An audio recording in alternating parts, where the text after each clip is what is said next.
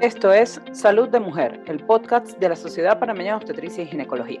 Un espacio creado para brindar información actualizada en procura del cuidado de la salud y mejora de la calidad de vida de la mujer panameña. Esto es Salud de Mujer. Buenos días para todos, bienvenidos a una nueva edición del podcast de la Sociedad Panameña de Obstetricia y Ginecología, Salud de Mujer, el podcast del mes de septiembre. Tenemos un mes de septiembre lleno de efemérides, principalmente vinculadas a salud sexual. Hoy nos acompaña la doctora Isabel Loy, expresidenta de la SPOC, punto focal de salud sexual y reproductiva para la sociedad. Doctora, si tenemos que hablar de todas las efemérides que tiene septiembre, hablamos de Día Internacional de la Anticoncepción, Día Mundial de la Salud Sexual y Reproductiva, Día de la Acción Global por el Aborto Seguro, Día de la Prevención de Embarazo Adolescente. Todo lo podemos vincular con derechos sexuales y reproductivos. Pero ¿qué son los derechos sexuales y reproductivos y por qué podemos considerar los derechos humanos fundamentales? Bueno, muchísimas gracias por tener este espacio aquí conmigo, compartiendo con ustedes y haciendo de conocimiento para todo el mundo qué son los derechos sexuales y reproductivos y qué es lo que implica. Lo más importante es empezar por el punto de que los derechos sexuales y reproductivos forman parte de los derechos humanos, que cuando se hizo la Declaración de Derechos Humanos en los años 60, dentro del concepto de derechos humanos se incluyó los derechos sexuales y reproductivos.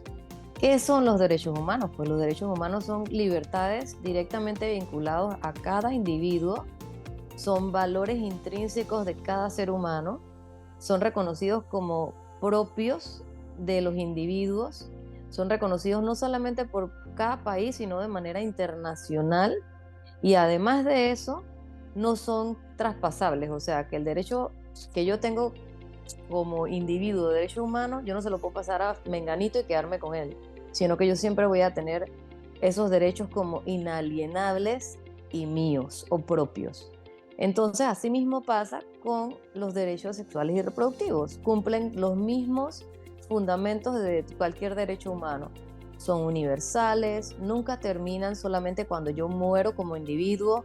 Así como existen esos derechos, cada uno de esos derechos sexuales van a generar deberes.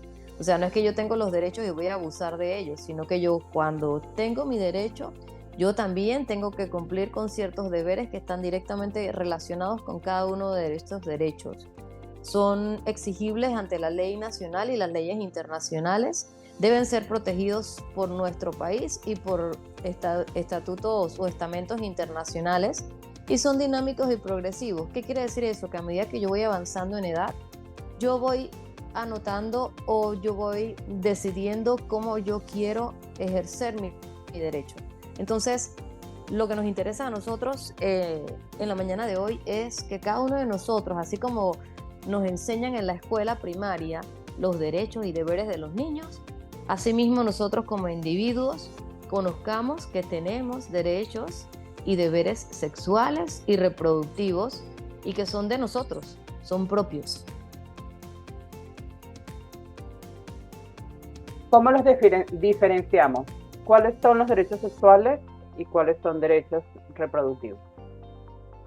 Muy bien, eso es una buena pregunta porque a veces tienen todos los derechos revueltos, ¿no?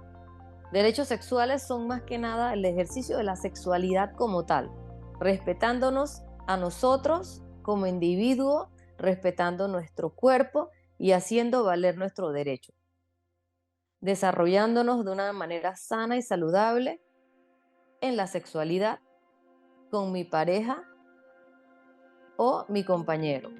Los derechos reproductivos son los que tienen que ver con la facultad de reproducirnos como seres humanos y como mamíferos.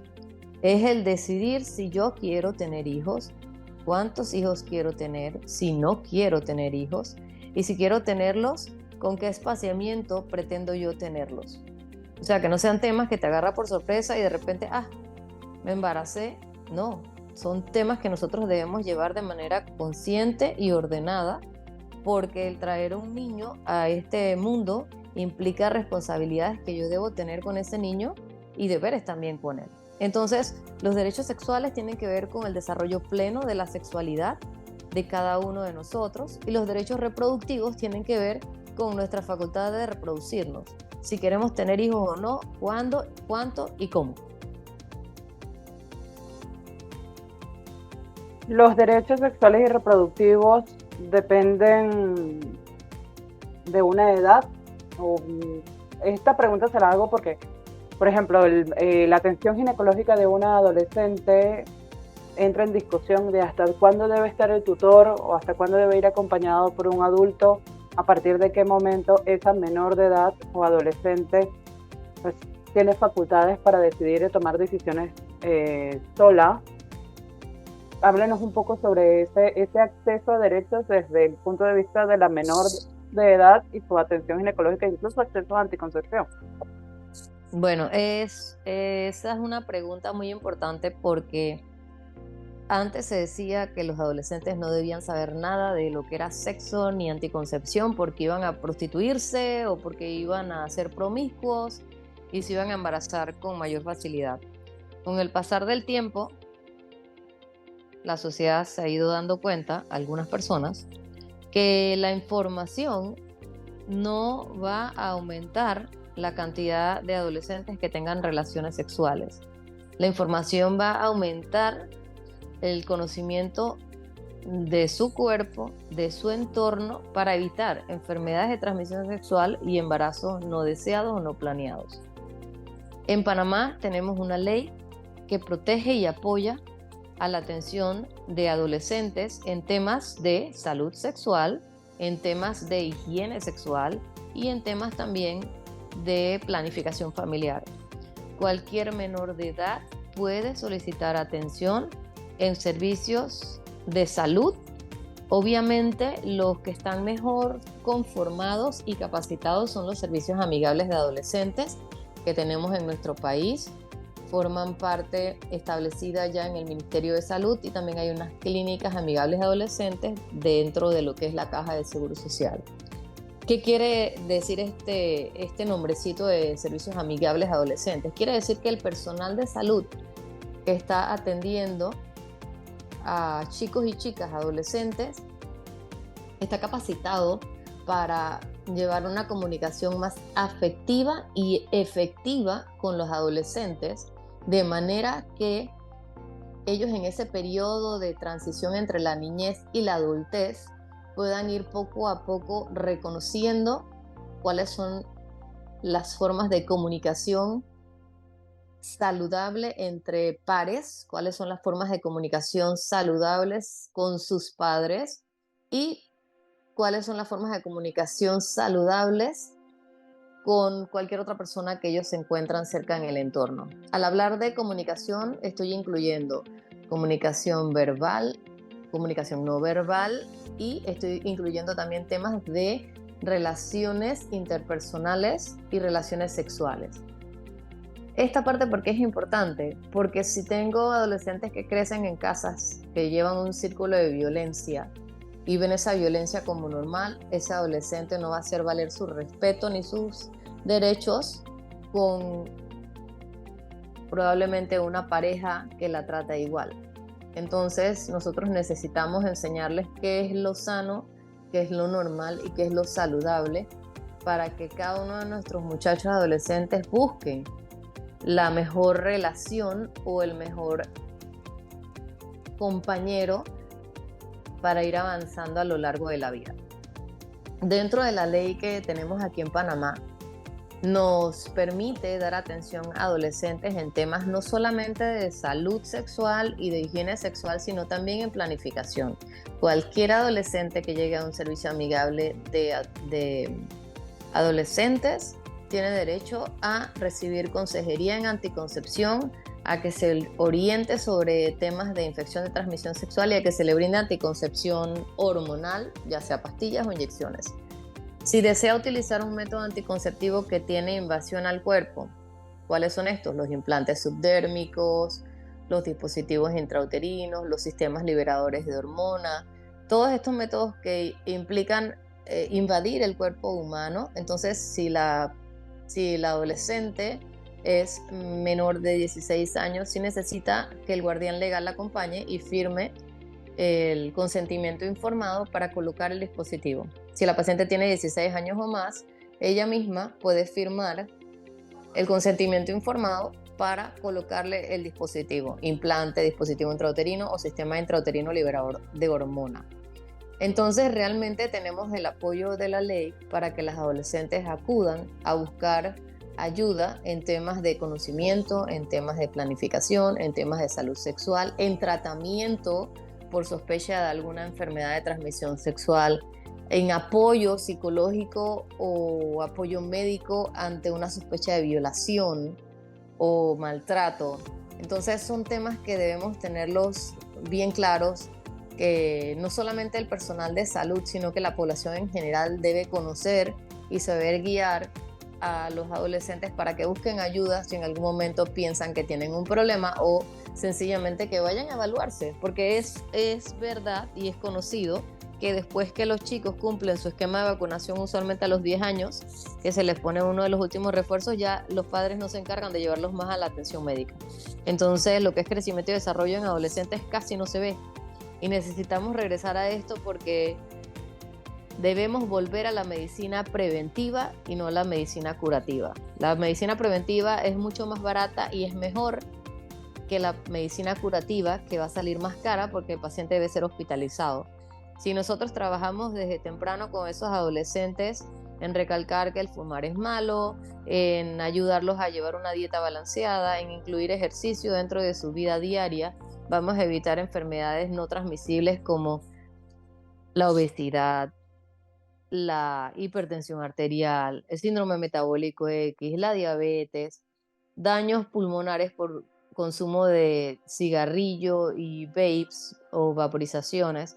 Entonces, pues eso es lo que buscamos. Buscamos es que los adolescentes puedan conocer cuáles son sus derechos y puedan ayudarse a ser guiados con el apoyo de personal de salud que conoce cuáles son las verdades y cuáles son mitos y falsedades.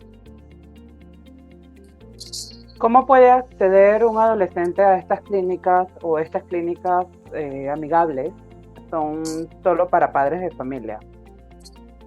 No, el adolescente solamente tiene que presentarse, puede ir con su cédula juvenil, algún documento que lo identifique, a cualquier centro de salud.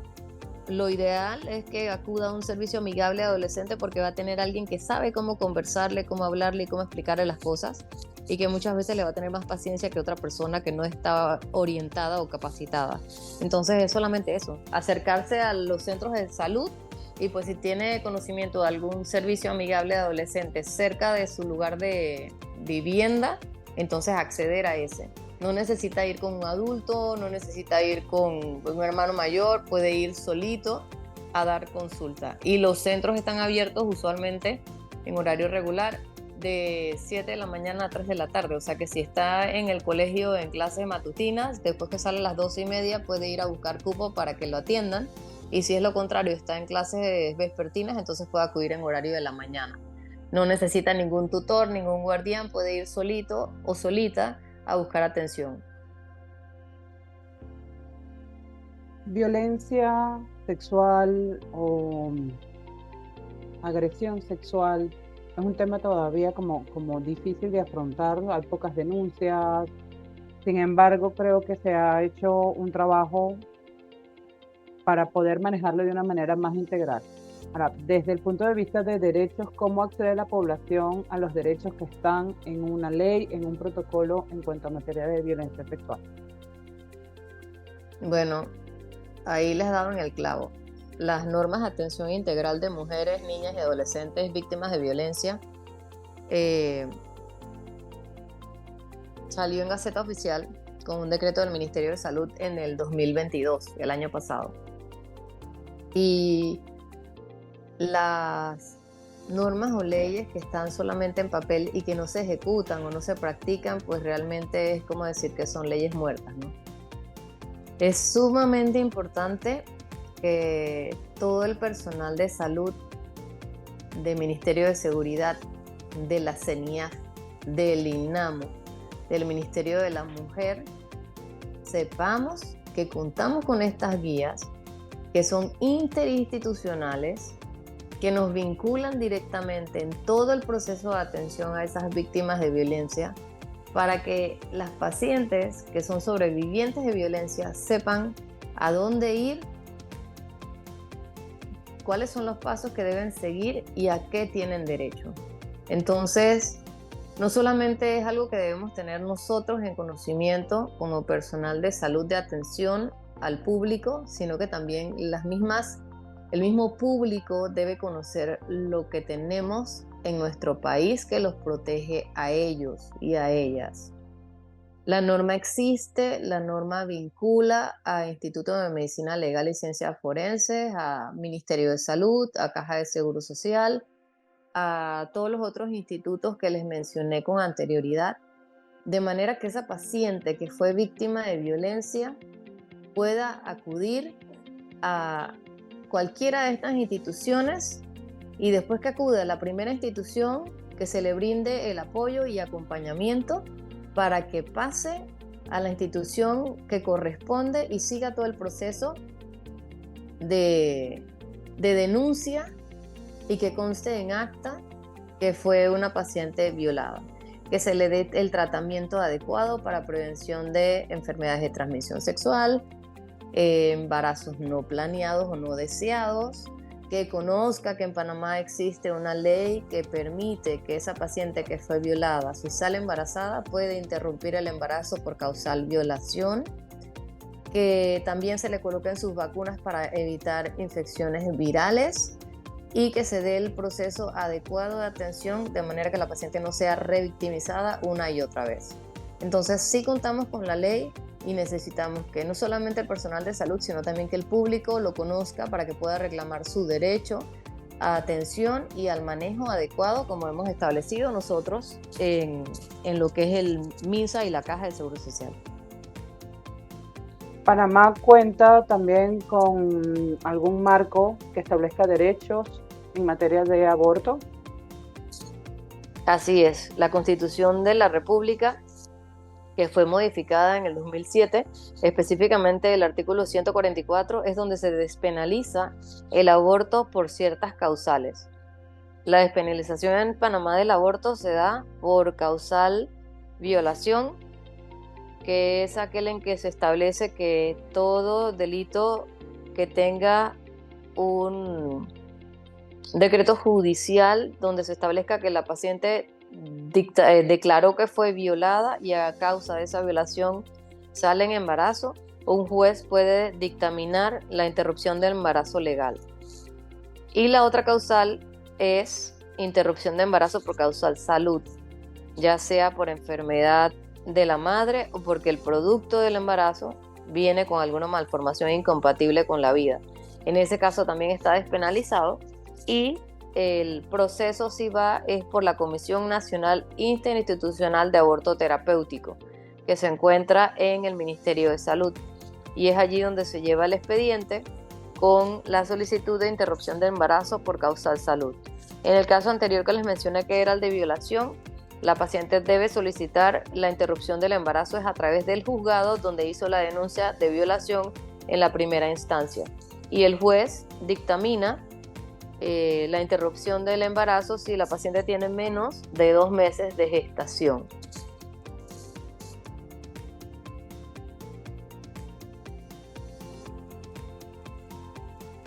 Para cerrar un poco, ¿cuáles considera usted que son los principales obstáculos que enfrenta Panamá, la población, las mujeres, las adolescentes, incluso los niños, aunque seamos sociedad más dirigida a la atención femenina, los niños, entiéndase el varón, para acceder a estos derechos sexuales y reproductivos? Y todavía, ¿qué nos falta por hacer al Estado, a las instituciones, a la organización civil como nosotros también, para enfrentar estos retos? Bueno, realmente es un tema difícil porque han satanizado los derechos sexuales y reproductivos y lo ven es como si fuera un libertinaje lo que estamos tratando de promover. Entonces, el primer obstáculo es eso. Los puristas se han encargado de ponerle un velo negro al tema de derechos sexuales y reproductivos. Entonces, lo primero sería tratar de quitar ese velo y enseñarle tanto a esa gente como al resto de la población que realmente lo que se quiere es que nuestra población sea sana en temas de salud sexual y reproductiva, que sepa cómo conseguir una pareja, que sepa que lo respeten, que la traten adecuadamente. Y esto es tanto para varones como para mujeres realmente. Porque si yo tengo un adolescente que crece en un círculo saludable, ese adolescente va a poder formar una familia más adelante con una chica donde vivan de forma saludable, y no es solamente en temas de salud sexual y reproductiva, sino como unidad. Entonces, lo primero es romper con ese tabú de que derechos sexuales y reproductivos implica libertinaje y pues vivir en libertad sexual. Lo otro es no solamente que la población conozca los derechos, sino que sepa que cada uno de esos derechos conlleva responsabilidades. O sea, una vez que yo inicio vida sexual, yo tengo que cuidarme para evitar infecciones de transmisión sexual, evitar embarazos no deseados, tener una vida libre de violencia. Entonces, eso es lo que les mencionaba en un principio. Derechos implican deberes. Entonces, así como en la escuela les enseñamos derechos y deberes de los niños, asimismo debemos trabajar con nuestros adolescentes y nuestros adultos que no han tenido esa educación en temas de derechos sexuales y reproductivos, para que sepan qué contamos, qué tenemos y pues cuáles serían los deberes que van ligados a cada uno de estos derechos. Y pues definitivamente, volviendo al tema de la guía de manejo y atención de mujeres víctimas de violencia, pues ese es un tema súper álgido, porque aún al sol de hoy, en septiembre del 2023, tenemos colegas que desconocen cómo se lleva la guía, cómo se utiliza la guía y cuáles son los pasos a seguir, de manera que las pacientes no tengan una atención retrasada en temas de salud sexual y de evitar violencia. Yo creo que el tema del protocolo podemos abordarlo en una próxima edición. Es un tema que da para conversar, sobre todo para explicar cómo la mujer puede acceder a esa atención de manera más integral, sin el temor de ser victimizada, rechazada, y que realmente pueda ser atendida en un espectro mucho más amplio.